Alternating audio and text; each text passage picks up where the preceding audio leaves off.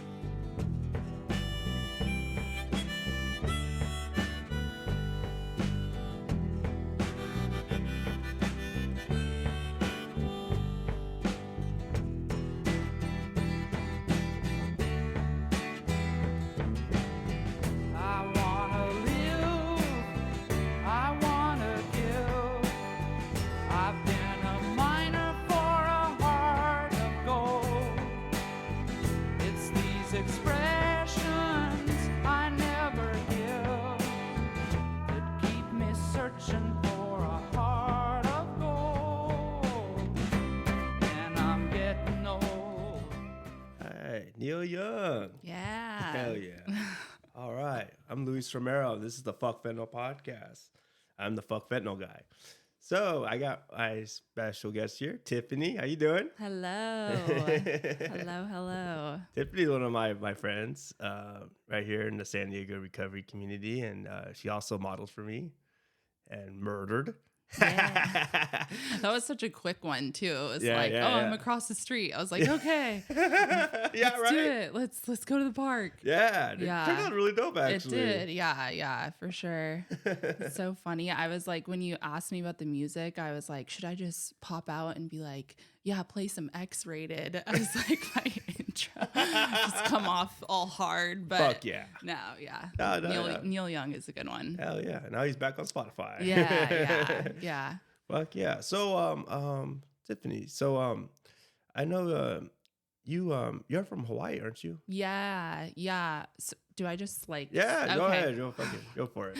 This is my first podcast, so I'm just gonna I'm the podcast cherry popper. Okay, cool. Yeah. I'm originally from Hawaii. My family moved there when I was like 3 years old. Family of 5, mom, dad, older brother and older sister, 10 and 11 years older than me. And I moved to Kauai. Yeah, and I was there until I was 18. I come from a family that are no stranger to the like addiction and alcoholism. I'm gonna like try my best to not talk about other people and be respectful of them. And mostly just kind of focus on myself. But my childhood was very, my childhood was good in a lot of ways. And then in other ways, like as I've gotten older and everyone has their problems is all I gotta say, right? But we kind of, so I grew up with like a dad who is sober now, but he struggled really bad alcoholic. I know he's going to listen to this. I love you, Dad. Don't worry.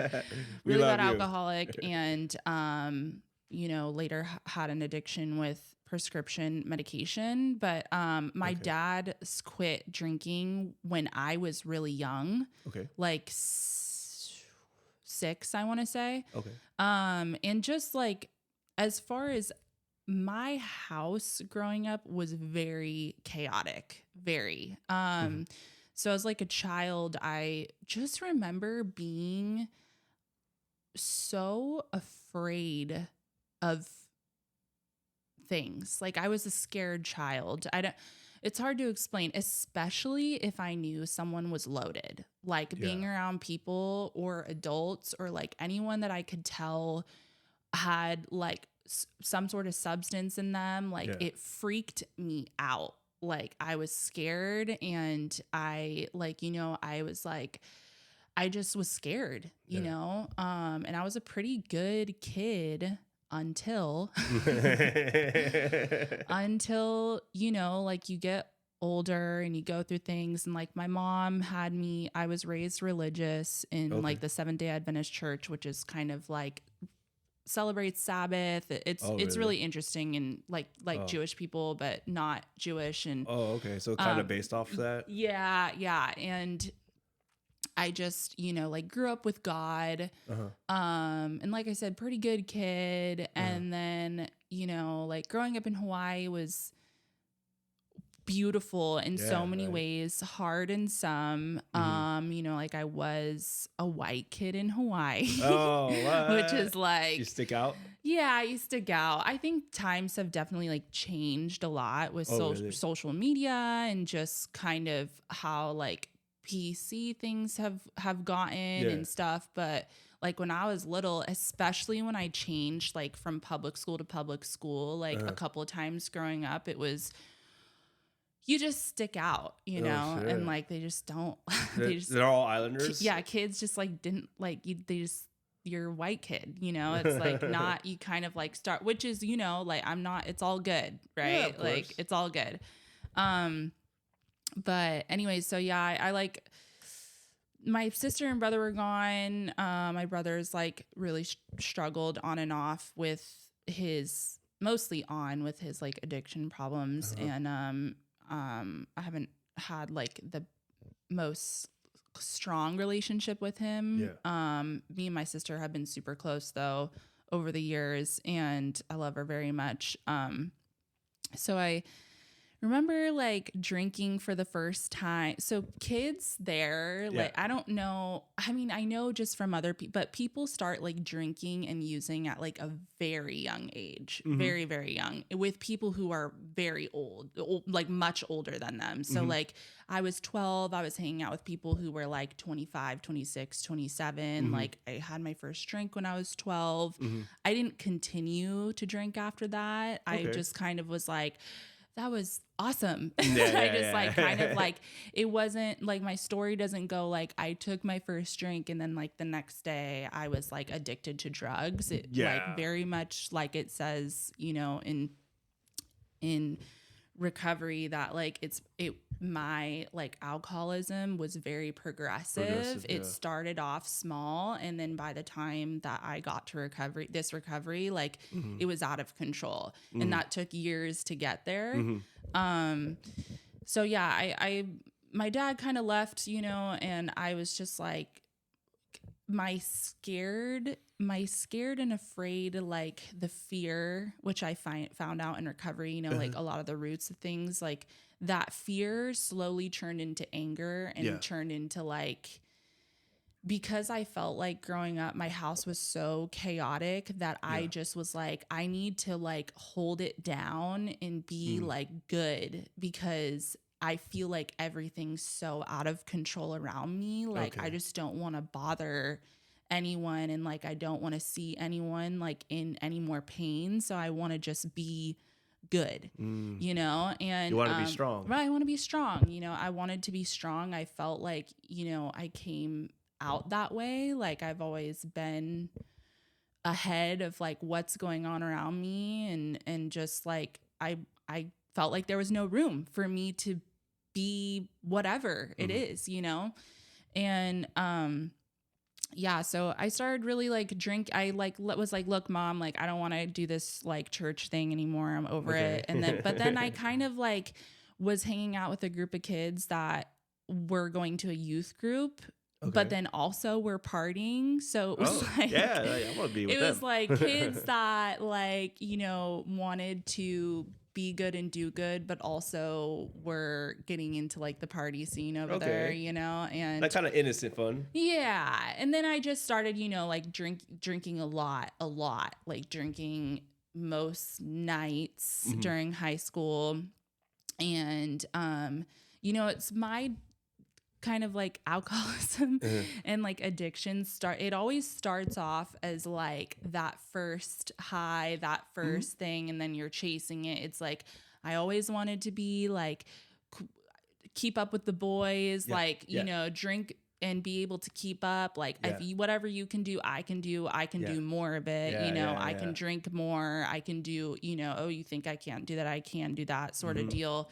And, just super rebellious, like I was angry in high school, like we were on food stamps, blah, blah, blah, all this stuff, like I didn't grow up with money. Like my mom was like, you need to start working like as soon as I turned 15. And I go, boom, like there's a resentment. It was like resentment. Like she was like, I can't pay for you to basically do anything that you want to do, but I'm going to put a roof over your head and you can like have the food stamp card when you want to go get food. And I was just like, whatever. All right. So I took that as freedom. And then like fast forward. So like my drinking, I was like, okay, like some of my friends were having kids. Some of my friends were like diving deep into heavy drugs, like friends, acquaintances, like people's little brother is like where it was like, okay, they were like tweaking. And then I was like, okay, I don't know. I don't want to do that. Like I'm not there yet. I fucking love drinking so much, like my whole life is drinking. And I was just like, okay, I need to leave. Like that was like my first, what we refer to as like geographical, like that was my geographical move thing. I was like, all right, I'm going to, I was like, I'm going to leave Kauai. I'm going to, like go to college, like with a couple of my girlfriends in Santa Barbara. And I'm going to like, cause school was, I've been talking about this because I'm doing my CODA steps actually. Okay. Yeah. Which has been like, I'll get to that. That's really awesome. It's really great for someone who's been in recovery for a few years that wants to have like healthy and happy relationships, which is where I've reached. But, I was like, wait, where was I? Oh yeah. So I was moving. Yeah. And then it just kind of like right before I left, like I drank a bottle of tequila and like had some like weed brownies at a party. And then I just like got alcohol poisoning. And that was that was like 2 weeks. And that was foreign to me because I always could drink like a lot. And then it was like 2 weeks before I graduated high school and I had my mom come get me, which was like very unlike me, my friends were like, dude. Yeah. And she was just like, I don't even know what to do with you, and then I went to the hospital and then like I came back after and then it was like the next day.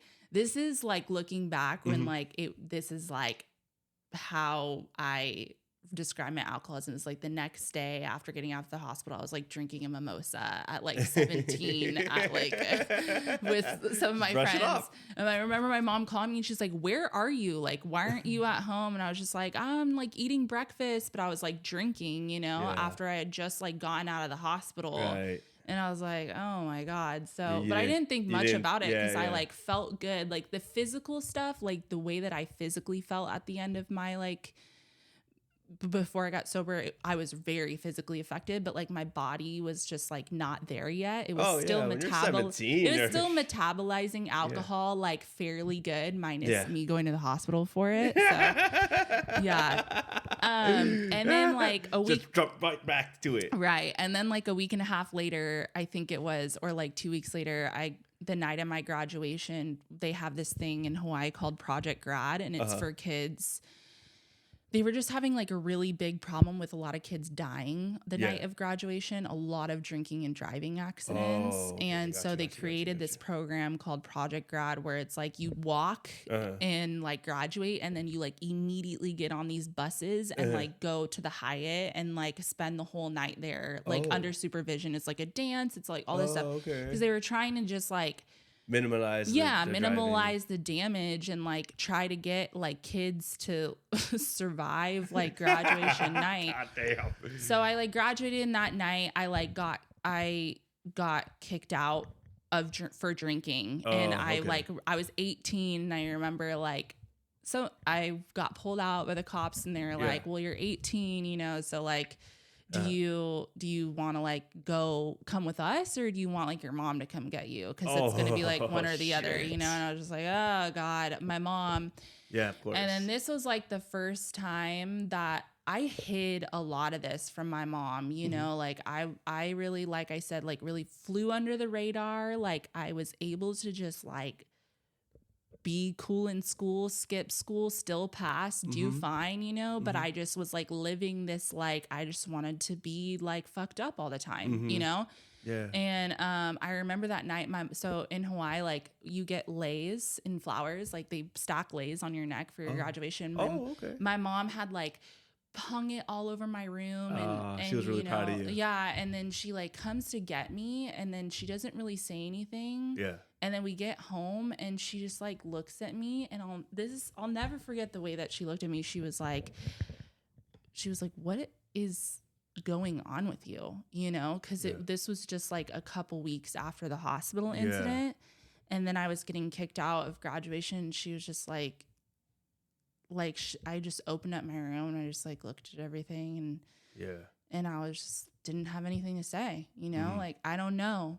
That was always my answer all the way till my last drink was like friends, family members, guys, anyone like who knew and saw like the problem that I was having, like people, obviously these are people who aren't in the program too. Okay. So, because you know, like what's up, you know, it's like, they're just like, what is your deal? Like, what is wrong with you? And I just never had an answer. Like, I don't know. I don't know what's wrong. Something, but I can't put it into words or describe it to you. Like, and I didn't want to, like, I didn't want to face myself or face, you know, the beginning of me, you know, that was kind of like the beginning of me really starting to hurt people. I see. You know, and I think my mom was like the first person that I like hurt like that night, where it was just,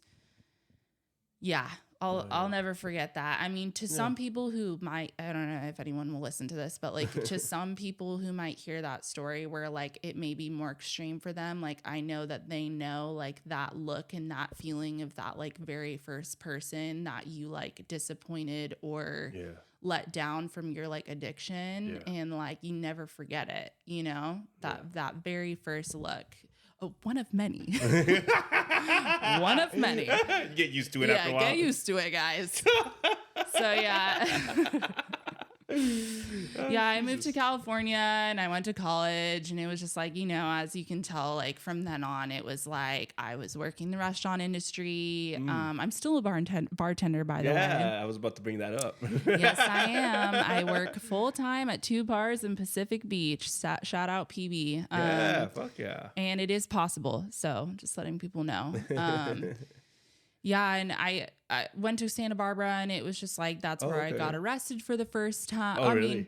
First time. I only got arrested one other time. Like, I'm not going to come on here and act all hard, you know, like a lot of people close to me have done time. I have never, you know, like I've gotten arrested twice for disturbing the peace and drunk in public. But that's some gangster shit right there. No, so hard.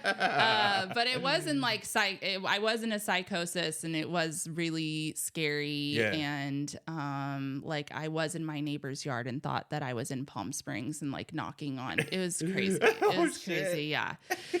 But and this is at Santa Barbara? This was in Santa Barbara. Yeah. It was when I was like just turned 21. And yeah, so from 18 to 20, it was like I was still managing like going to school. I still could go to school. I still was working. I was partying a lot, like a lot, and just like wearing my body out and just, you know, and that's when I started doing drugs. So a lot of my friends started doing drugs when we were teenagers, and I somehow managed, besides Adderall. I'm like, besides Adderall. So it's a little nothing. No, it really is, honestly. After having the real thing, I'm like, they're not that far off. But I that was my biggest thing, is like, I'm not going to do blow. Like, I'm not going to do it. I'm not going to do it. Like, I'm just going to be a drinker. I'm just going to be a drinker. Yeah, no, you know? And then I started doing blow, and then I was just like, this is amazing. You know, I love cocaine too. But here's the deal too, is that like, no matter which way I've tried to work it out or like flipped it in my life, I am first and foremost like a diehard motherfucking alcoholic. Like, I love whiskey, I love beer, I love alcohol. I will shout it to the rooftops, you know? And I love drugs because they make me drink more. Yeah, they you do. know, They do. like that until they don't, until all of Yeah. it stops working, which is how I ended up, in recovery. Yeah. Is like, I loved blow because it made me able to drink more because Right. I fucking love drinking. You can Straight up. Stay up Straight all up. night, Yeah. I drink. love drinking and I love doing drugs while I'm drinking and I love that whole lifestyle. And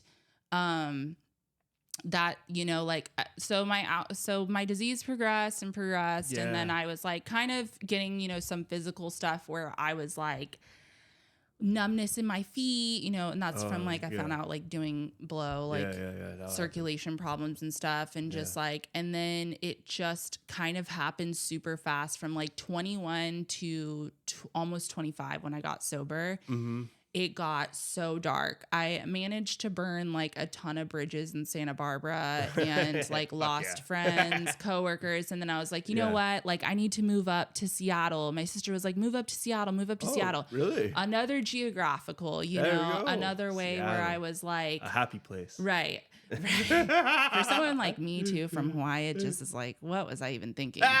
But I met a lot of really amazing people up there. Yeah. And yeah, I moved up there, and like I said, another geographical, like it talks about where I thought like, oh, like things are getting out of control again. Like if I just leave and like go somewhere else, it surely can't be me. No, it surely can't. No, it's not. Like I'm young, I want to have fun, even though like I'm finding myself in dangerous situations with dangerous people and I'm losing like who I am, sorry. That's okay. There's like a part in the book that's like one of my favorite parts. And it says like deep down in every man, woman, and child is the fundamental idea of God. Mm-hmm. And like that speaks so loudly to me because through all this and through how dark it got and like the progression of my alcoholism, like deep down inside of me, I was like, I want to do good and I know that I am good, but I am not doing those things anymore and I'm not acting that way anymore, but I like just didn't know how to stop. And for me, like that's when I look back, I'm like, that was God the whole time being like reminding me that little part that I was still there. Yeah.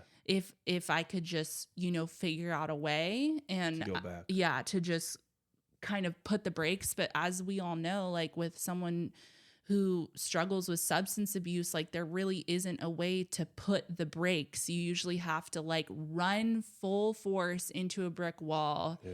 Or be like stopped by an outside force or whatever it is. And I know that's not for everyone. I know people who got sober for their kids and stayed sober. Yeah. I know people who got sober, and like, I don't know all the answers, but like generally speaking, it's usually an outside source. It's usually something that has to do with like, you can't anymore. Mm-hmm. So I was in Seattle and how much time? We're at 20 minutes. Okay, cool.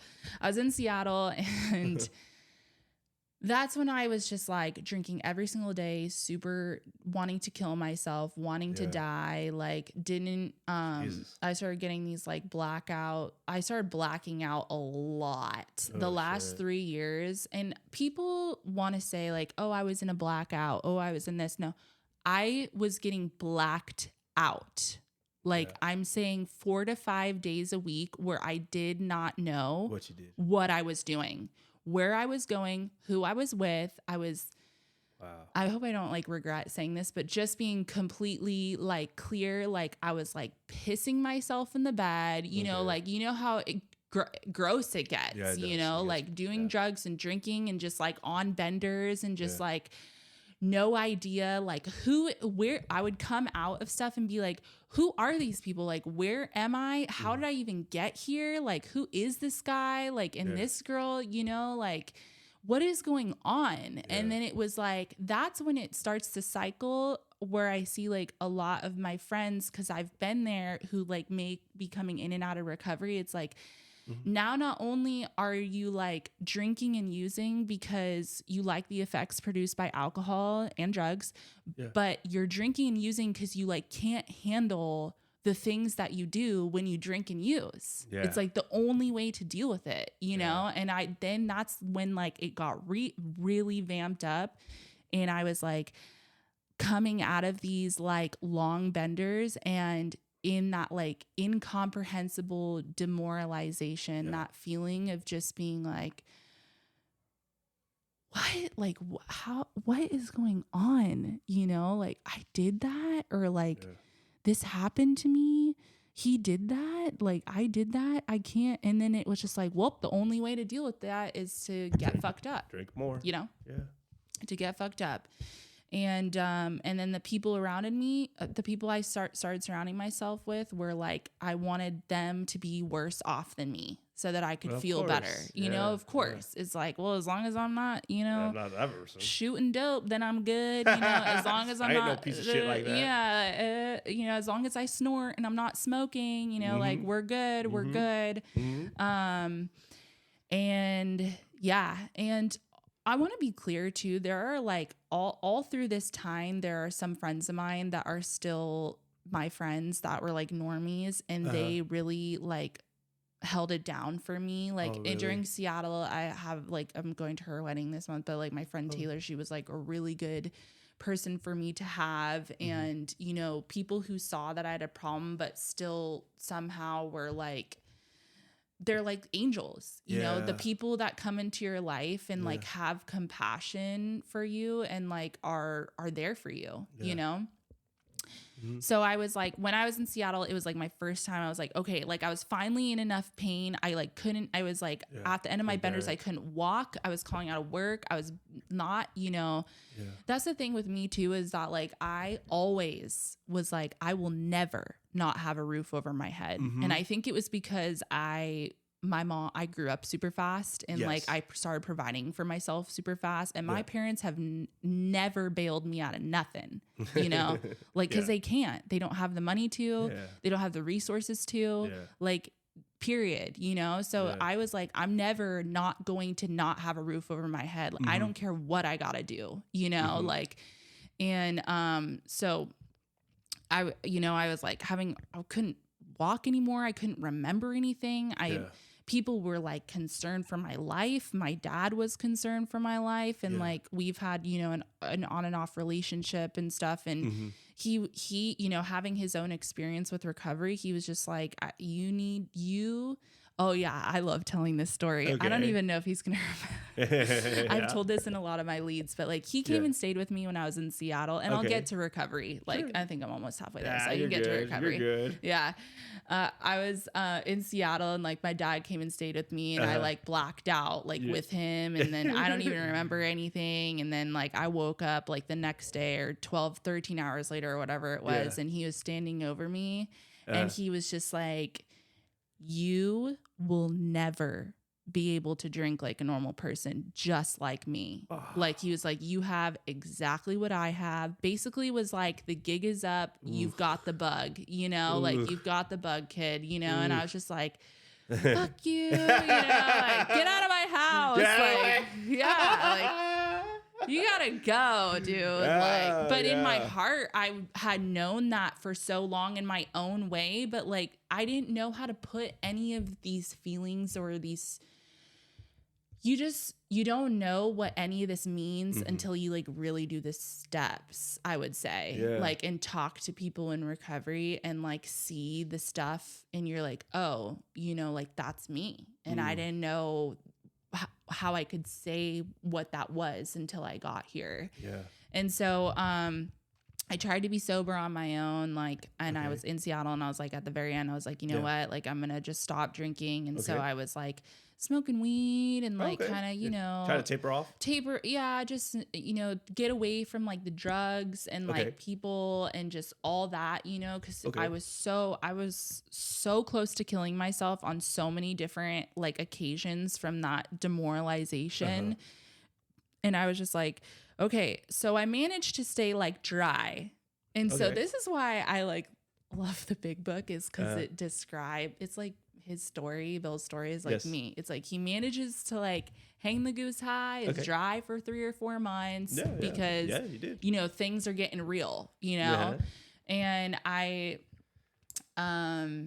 yeah. And then I like was like, oh, okay, I'm gonna move back to California. Like I really don't like, so I went back to Santa Barbara and this was like right before COVID. Oh, okay. Okay. Yeah, so we're like in 2020 and, Okay. I was just like, this is when I was like, you know, it's been a long time. I thought that if I like took some time off from like substance abuse and like, I was thinking maybe, you know, I'd never given myself time before to take a break. Of course. That maybe taking a break would heal me. Oh, I see. You know, where that's all you needed. I would be like all good. Yeah. You know, You take a little time off and then you go right back I'm to like, it. well, surely like after 5 months of me like really doing, you know, and but you know what I will say is during those 5 months, I wasn't drinking, but man, I was freaking out on the inside. Like I was I was so uncomfortable, you know, I physically felt good because like when you relieve yourself of like drugs and alcohol, you physically feel good. But like mentally, I was just like, there's no way that I can live like this. Like, you know, like I was losing it. And restless, irritable, discontent. Restless, irritable, good case of the RIDS, as we say. Yeah, restless, irritable, discontent. And so I got back to Santa Barbara and I was like working for a while, and then like COVID, they was like, we're going to shut down the world, you know, sort of deal. And then I kind of remember that. I was just like, you know what? Like, let's go get a bottle of Tito's, you know? Like, I was just like, I think I'm ready. I talked for like a month about it. I was like, I think I'm going to start drinking again. And then my friend, I feel like it was like my friend Mason or something. He's just like, okay, I don't know about that. Like, you know, like you're doing a little like better off without it. And yeah.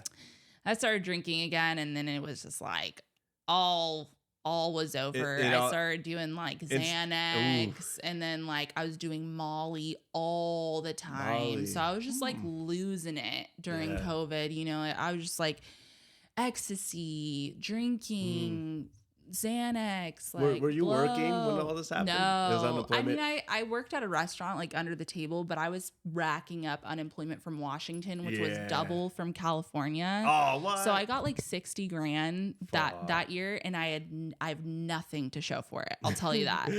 So I was just like, then I was just like right back in the darkness, right back with the wrong people, right back doing the wrong thing, and just like right back. But when I first picked up that first drink, I had like 3 Coronas in one night, and then that was it. And I use this like example with my sponsees is like when I broke that like 5 month of dryness, like I went back and I had 3 Coronas one night, and that was it. Yeah. And I was like, I have arrived. Like I'm cured. I handled it. I was like, we handled that. We're good. Within 2 weeks, it was like I was with someone in a blackout. They got arrested. I had no idea what happened. They called me from jail. They're like, where'd you go last night? And I was just like, what are you talking about? And they were like, dude, I'm literally in Santa Barbara County Jail right now. And I'm like, and this person is a really close person to me, you know, again, like not kind of, and I was just like, what? Like, you know, and that was like within like 10 days of picking up again. Breaking them, and it went on, and then I moved out, and then we'll get into the recovery part. Yeah. I was not doing good once again, found myself not doing good once again. And my friends from Kauai, like Mel and Holly, their sisters, shout out to them. I literally love them. Nice. They were like, move down to San Diego. Oh, really? Like, it'll be good for you, you know, all this stuff. And maybe you need to get away. I was like, okay. So I moved down to San Diego, and I continued the debauchery of just like, and then I was, you know, during COVID was when it started, like the whole drinking in my room alone, using in my room alone, and like not with people, waking up and like there's just empty bottles on the floor of my, like next to my bed, waking up with a bottle still in my hand and peed myself. And then like residue like on the dresser of like, I don't even know what that is, you know. And like that's kind of how it was down here too. And like my friend Mel like started, being like, where's the bottle of Jameson that we had down here? Like, where are you? And then it was like, are you okay? Like, and then I started being like, I want to kill myself. Like, I'm gonna kill myself, Yeah. And I ended up, like, my friend Connor, who I had like reached out to a couple years prior, he got sober, and I reached out to him like wasted one night. I need to get sober on Instagram. And he was like, okay, like, I forget what our conversation went like, but obviously I kept on like drinking and using for a couple of years. And then I reached out to him again, and I was like, I need to get sober. Like I have to, or I'm like going to die. Like I'm literally going to die. If it's not me not waking up from whatever I've done, dying in my sleep or whatever it is, or me, like killing myself, like taking a straight up, like romanticizing, like shotgun to my head, like over it, and he was like, okay, he took me to an AA meeting in La Jolla, the La Jolla Cove, and it was outside because it was during COVID. And I was like, this is crazy. And I just remember thinking like, all these people are so young. And I thought that like, there was no way that there was a young community. There was no way that there was a community for me, because I was a bartender. I'm a bartender, and in the industry, there's no way people like me get sober, or stay sober, maybe take little breaks here and there, but long-term sobriety, out of the question. Right. And then I was like, wow. And it really spoke to me, and I was, and then I was like, all right, I'm going to Mexico. Whoa. Okay. I went to Mexico with my dad, and I was just like, I was just like, I don't know, it went well. And then it was just like, I was like snapping my fingers, and I was just like, I couldn't wait to get back, because I was trying to be sober. Yeah. And I was like definitely going through withdrawals, like sweating and just like losing it. And as soon I was in Mexico with my dad for 5 days after that meeting, came over the border, and I got in my car and went to Santa Barbara. And that was like my last bender. I was like, I'm going to get messed up. And like what my last night of drinking looked like was, and using or whatever I was doing. Whatever. I don't even care anymore. Substance abuse of any sort. Whatever you got. Like, I'm just like, whatever you want to call it, all of it, any of it, all good, like looked like me asleep, waking up, drinking out of bottle, turning over, throwing up, falling back asleep, waking up, drinking, running to the bathroom, throwing up, both at just totally insanity, And then I was almost, it was crazy. There's a bunch of other stuff, but it was like, I got in my car and I came back down to San Diego in like a fog, and he texted me, and your dad? No, my friend Connor, and he was like, oh, I was like, I didn't stay sober. And he was like, of course you didn't stay sober. Like, duh. Like, of course you didn't. Like, do you have a sponsor? Like, do you start doing the steps? And like, I was like, okay, like I was ready. And I realized that like this is a high bottom. I'm in like the high bottom category. Like I didn't kill anyone in a DUI. Like I didn't go to prison, all this stuff. But I was so spiritually sick, and so in a low of like mentally done, completely lost myself, could not even look in the mirror. I looked in the mirror, and especially when I was loaded, and I felt like I was looking at like a demon, like just my demons were like coming out of me. And I got my sponsor, and like from then on, like recovery has changed my life, and I didn't pick up again after that. Like my sobriety date is the same. It's November 2nd, 2020. Fuck yeah. And I did my first round of steps with my sponsor, Holly. She's amazing. She has a long time. She got sober young. I think like the things that have happened in my life have been like divine, I'm glad I got a sponsor who had a lot of time. If you have a sponsor that doesn't have a lot of time, that's fine. Like But from the get-go, I will say when I got sober that I was like, this is going to be a long-term thing. Like it has to be, or I'm going to die, you know? And I'm glad that I got somebody who has been in the game in a long time. And more importantly, who has been through a lot of things sober and not picked up, you know, because she almost has all the answers for me. I'm like, if this happens, what do you do? Yeah, got it. She's like, whoop, grabs it. Yeah. Think again. No, yeah.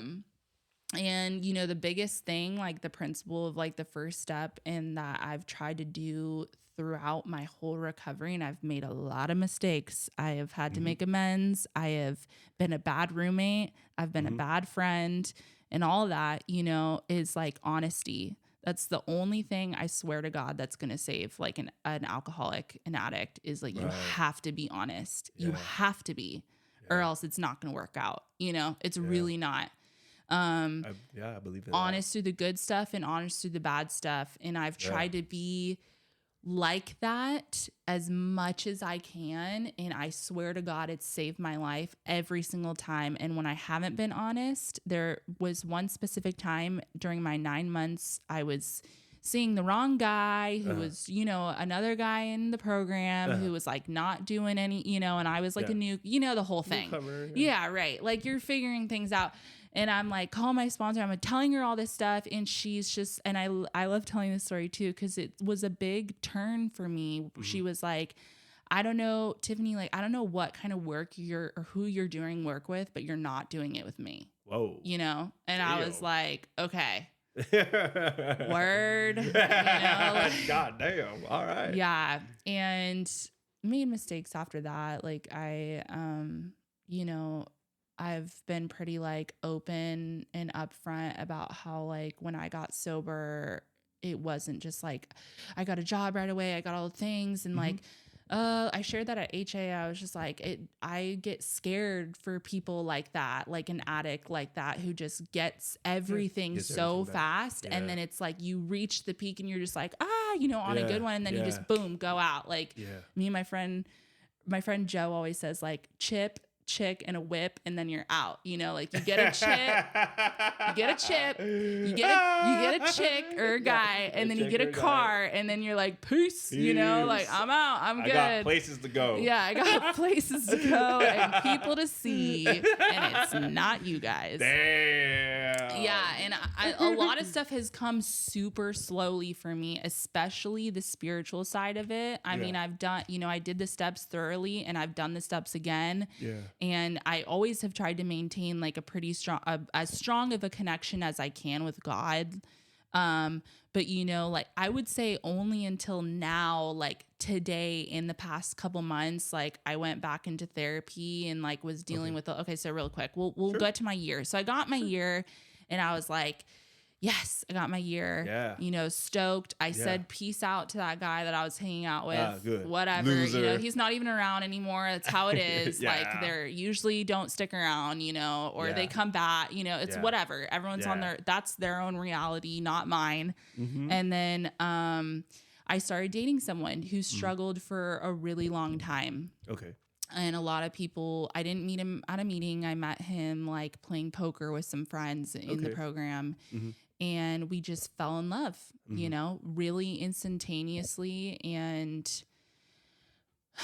like, it just changed my whole life. That relationship with him changed my whole life because I had a microscope perspective of what addiction looked like as a person in recovery. And man, that is different, especially with everybody's got problems and it's crazy for everybody, especially with an opiate addict. Like it is just heartbreaking and really intense. And there's a lot of emotions and we fell in love and, you know, we were in a relationship for like, you know, this is post, you know, this is 2021, 2022. So like fentanyl's around now, heroin, you know, it's kind of the height of it now. Yeah. And I was dealing with some friends who were in the program too, like relapsing, coming to our house, you know, it was just crazy. It's just crazy when people are like in and out. And, a month into our relationship, I we were watching like Euphoria, and Yeah. I was like, he was like, oh, like it's like kind of a weird day, and he's like, I'm gonna go to the bathroom. I'm like, okay. So like I go like into the kitchen, and then I'm like, I'm just such an intuitive I was like, what is going on? It's been like 3 or 4 minutes, and then I like knock on the door, Yeah. and then it's no answer, and then I immediately knew. Like he had a like month and a half at this time. I immediately knew, like we luckily carried Narcan because I live with my friend Carson, who is a recovering heroin addict. Yeah, obviously. And we had Narcan at the house, and like we knocked down the door, and he was just like OD'd, like had the death rattle, like, and we're all sober, and it just like came out of nowhere, and I'm like, oh my, like what? And then it was just like, call the hospital, call the ambulance. And then we drag him out, and like, I'm like doing CPR on him, and like the Narcan helped. Shout out to Narcan. If you don't have Narcan, carry Narcan in your car, in your room, in your bathroom, everywhere at all times. Have your family members, friends have it. I don't care. Strapped. Yeah. Cause I've been there, and it's saved someone's life. And I was just like, and then, he survived that time by the time the ambulance got there. And I was just like, oh my God. And I loved this guy with all my heart. So a few months go by, and it's, he's struggling. And then on May 7th, he ended up passing away in his sober living. And it like changed my life forever, like, again, like being respectful, because it's like he's a son, he's a dad, and there's a lot of people who know him. Like I loved him from the bottom of my heart, and like it just taught me so much. I thought that was kind of like 5 days before I got my 1.5 years, and I was like, everyone was just like, don't relapse, don't do this, in the program, like you gotta like hold on. And I'm like, you fools don't even know what you're talking about. Like, I don't want to pick up. I want to kill myself, like this kind of heartbreak is insane. And especially after seeing like someone struggle, it's like the last thing I want to do is use or pick up, or, it's like, I don't even know what I was thinking. There was just a lot going on.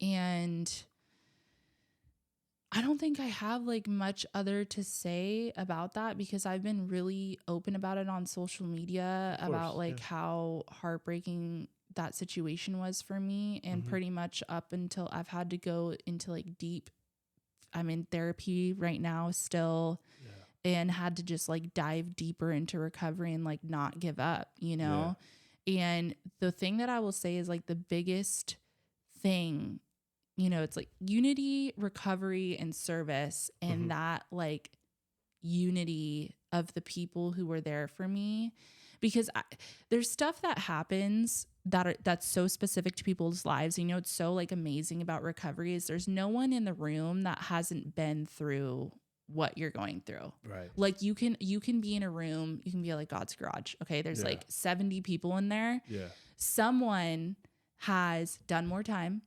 Someone has lost someone.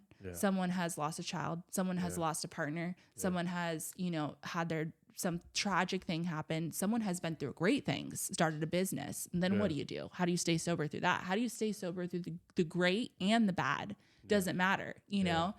And a lot of women were like immediately there for me when that happened. They're like, we're so sorry. Like I went through this too. Like there isn't much to say other than like, hold on and like trust God. And like, there's not really anything to say. Yeah. So I've been so blessed with like people in recovery who were there for me through those trying times. It's still like, I'll never be over it ever. Sure. Ever. Yeah, I can see that. Yeah, it's crazy. Yeah. And I know people who have been through that they aren't over it either. I mean, it gets a little bit easier. Yeah. But it's not ever going to go away, Yeah. The pain will always be there. It will always be there. And and so that kind of like sparked a different kind of,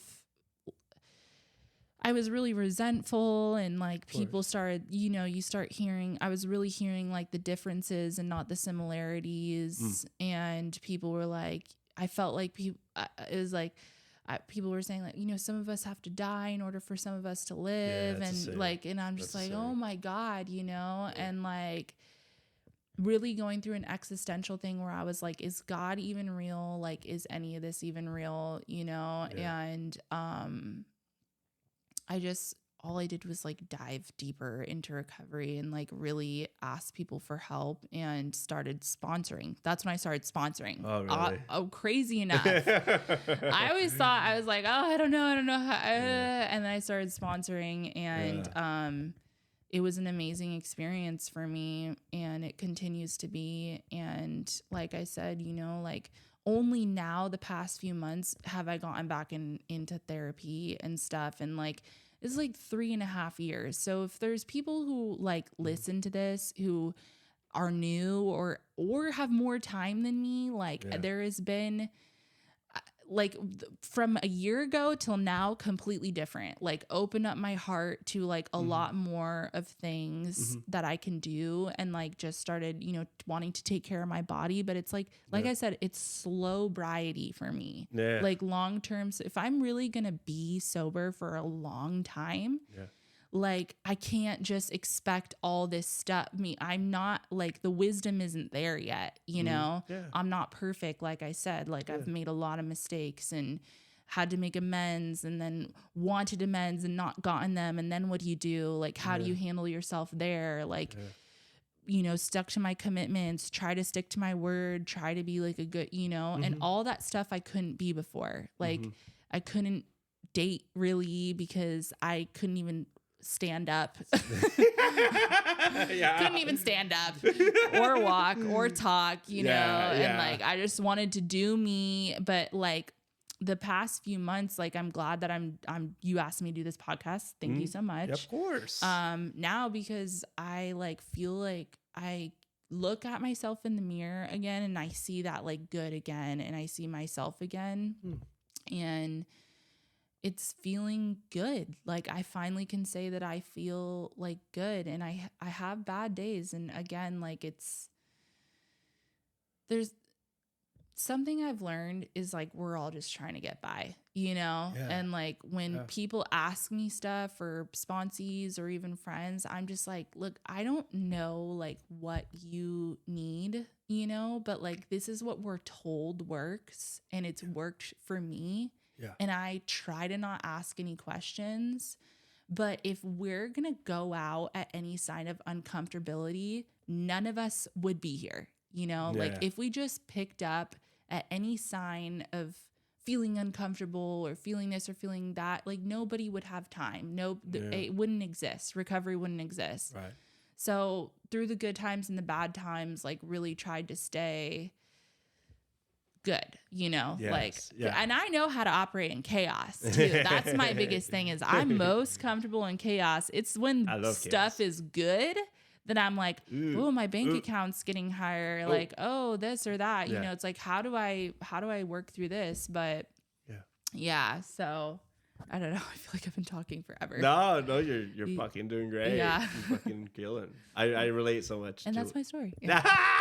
There's a lot more, obviously. Yeah, in a nutshell. I feel like, Oh my God, I definitely want you to come back on. Really? Oh. Yeah, for sure. I should. Really? No, yeah, you're good. You're really, really great. Yeah, I relate so much. I honestly did.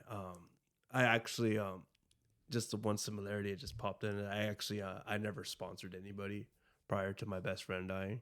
Yeah. And it wasn't because I wasn't willing. I just kind of, I wasn't really, I didn't feel like I had anything to offer anybody because I was staying sober, not really working a program. Yeah. And even though I did my 12 steps and all that, and I became a graduate and all this shit, and I just fucking off and did my own thing. And, but when, when my best friend died, I spoke at HA. Yeah. And, that'll do it. Yeah, I spoke at HA, and, it was the first time I spoke in fucking years. I don't even remember. Yeah. And, somebody asked me to sponsor him, after the meeting and all that. My first thought was like, dude, were you not paying attention to my story? But, you know, um, and when I did it though, like, and I said, yeah, yeah, we met up and all that. I just was like, well, this is what really, this is all what it's all about.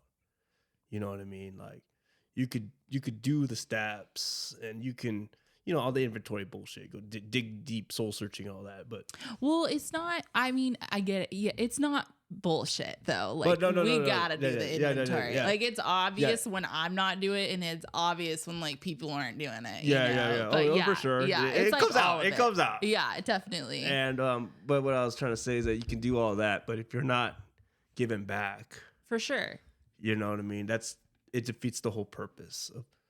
I feel like, and that was something I was lacking on for majority of my clean time, because I wasn't giving back. I mean, I would speak, and I'd always give my number and whatever, but it wasn't until I did when I became a sponsor, I felt like I was like, wow, I'm actually doing this, for reals, and this isn't because I want to show off or something, And he's not even, he went back out, and it's all good. I know when he's ready, Totally. hit me up. Yeah. And I just gave my sponsee a token just like the other night, well, on Tuesday. What's today? I don't know. Somebody so like it's Thursday. Yeah. It is Thursday. Yeah. So I gave I gave a sponsee a token for the first time. And That's so cool. it was really fucking rad. Yeah. There's nothing like giving like your friend, like just, it's cool. I think like when I give my sponsor one, I'm like, yeah. Hell yeah. Yeah, I mean it's I don't know how to, with your best friend, it's like you probably had what I had, where it's like when people start dying, people like people die all the time. Of course. In and out of recovery, like it's life. People that I know acquaintances, but like when it's like in God rest all their souls, seriously, but like when it's someone really, really close to you, like how catastrophic it can be to like how serious it really is like kind of what made, then I was like, and then I started working for a nonprofit, and then I was like passing out Narcan, and then I like really like was trying to find like an outlet, going downtown, going to Father Joe's, like what can I do to like help these people, like, or like what did I not do that and then then you're like, it's just people, like I said, it's like all you can do is just be there and do what you can. Yeah. And then the rest is what happens, Right. And I had a lot of like shame. I have a lot of shame, had a lot of shame and guilt about like it's always like the what ifs or what could have been done differently. Course, right. And, it just is what it is, there's not really anything else to say. It just is what it is. And it's so fucking sad. Yeah. That's it. Yeah. But not everyone, and I've seen a lot of people's lives change too. And, it's pretty amazing, like what can be done, and like working with other people can come in all different forms. Like H&I like is so dope, yeah. Going to hospitals, going to Sharp, like doing all that stuff is really, really cool, and in some ways too, I feel like being a bartender, I don't shout it to the rooftops on obviously because it's like an anonymous thing, but like people know, especially now, everyone knows I'm sober, and they kind of get the idea. This girl is 28 years old and she's sober and she's a bartender. This bitch is in recovery, like without me even saying it. They're like, this bitch is a 12-stepper, know? And I'm just like, and I love my job, like whatever. And that's fucking awesome though. It's like just being there. I can't even tell you how many people have reached out to me on the low and been like, how do you do it? Like, what do you do? And it's just so cool because I'm like, I don't know if you have a problem, you know, like you got to decide for yourself. Right. But like, this is what I did, you know, and I know I have a problem, you know. Right. So it's just so beautiful. Like this life is so beautiful and tragic and wonderful things and not so great things, but that's life, you know. It's life. In or out of recovery. So it is. Yeah. That's fucking awesome though.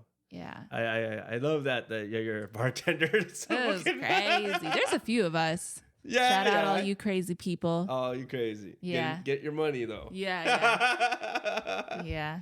No, that's fucking awesome. Yeah. I really appreciate you coming on. I appreciate you too as a person. Like you know, you're a really wonderful woman in the recovery community, and I just wanted to let you know that. Yeah. And I appreciate you you know your support of the brand too. Yeah. It means a lot to me. And thank you so much for coming on. Yeah. Of course. All right. Thank you. All right. That's it. Goodbye, everyone.